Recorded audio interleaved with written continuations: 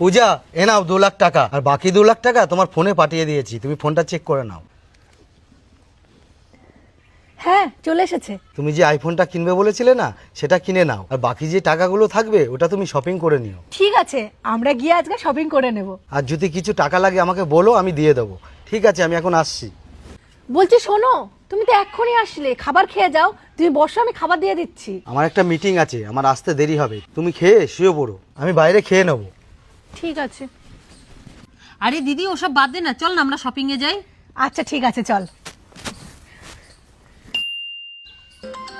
হ্যাঁ স্যার বলুন, এখনই দুবাই যেতে হবে মিটিং এর জন্য? হ্যাঁ স্যার, আমি যাচ্ছি। রঞ্জিত, তুমি তো এক্ষুনি আসলে, আবার এক্ষুনি চলে যাবে? আমাকে এখনই দুবাই যেতে হবে, আর্জেন্ট মিটিং আছে। আরে তুমি তো এক্ষুনি আসলে আর এক্ষুনি চলে যাবে? তুমি একটা কাজ করো, আজকের দিনটা থাকো, কালকে সকালে চলে যাবে। আরে বস আমাকে এক্ষুনি যেতে বলেছে, আর্জেন্ট মিটিং আছে, আমাকে এক্ষুনি যেতে হবে। কিন্তু আমার তো তোমার সাথে কিছু কথা আছে। হ্যাঁ আমি জানি আমার সাথে তোমার কি কথা আছে, আমি দুবাই যাচ্ছি, তোমার জন্য কিছু আনতে হবে, তাই তো? আচ্ছা তুমি লিস্ট করে পাঠিয়ে দিও, আমি নিয়ে আসবো। আরে তুমি তো এখনো কিছু খাওনি, এক্ষুনি চলে যাচ্ছ, কিছু তো খেয়ে যাও।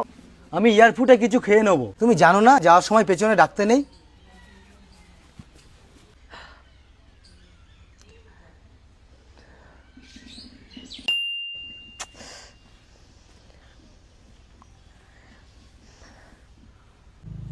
আরে কি হয়েছে তোর, তোকে এত চিন্তিত লাগছে? দেখ না পিঙ্কি, তো জানবো যেদিন থেকে দুবাই গেছে আমার ফোনই ধরছে না, আমার তো খুব টেনশন হচ্ছে। আরে টেনশন করিস না, জামাইবাবু তো ওখানে মিটিং এ গেছে, মিটিং এ হয়তো ব্যস্ত আছে, ঠিক তোকে দেখবি পরে কল করে নেবে। তুই এসব বাদ দে তো, তুই যে শপিং এর জন্য লিস্টটা করলি সেটা কি জিজুকে পাঠিয়েছিস? না, এখনো পাঠাইনি। তা পাঠিয়ে দে না।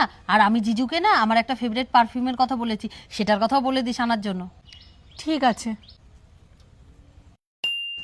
রঞ্জিত দাঁড়াও, আমার তোমার সাথে কিছু কথা আছে। তাড়াতাড়ি বলো কি কথা আছে। চলো না আমরা একটু বসে কথা বলি। কি বলবা এখানেই বলো, নাই আমার ট্রেন মিস হয়ে যাবে। রঞ্জিত আজ না, আজ তোমাকে আমার সব কথা শুনতে হবে। আমি কদিন ধরে তোমাকে নোটিশ করছি, তুমি রোজ রাত্রে বাড়ি আসছো, আমার কোনো কথা শুনছো না, আবার সকালেও তাড়াতাড়ি বেরিয়ে যাচ্ছ, এমনকি তুমি বাড়িতে এসে আমার সাথে ঠিক করে কথাও বলছো না। আচ্ছা তোমার এটা মনে আছে আমরা লাস্ট কবে একসঙ্গে বসে খাবার খেয়েছি? মনে কি করে থাকবে? তোমার তো সব ধ্যান অফিসের কাজে আর মিটিং এ। আমি বুঝতে পারছি না তুমি এরকম করে বদলে কি করে গেলে। তুমি তো আগে এরকম ছিলে না, আগে তুমি এত ব্যস্তর মধ্যেও আমার জন্য একটু হলেও সময় বের করতে, কিন্তু এখন তোমার কাছে আমার জন্য এক ফোঁটাও সময় নেই। এই কথাটা তো তোমার নিজেকে জিজ্ঞাসা করা দরকার যে আমি কেন এরকম কম করছি। পূজা তোকে একটা কথা বলবো, খারাপ ভাববি না তো? হ্যাঁ বল, কি কথা?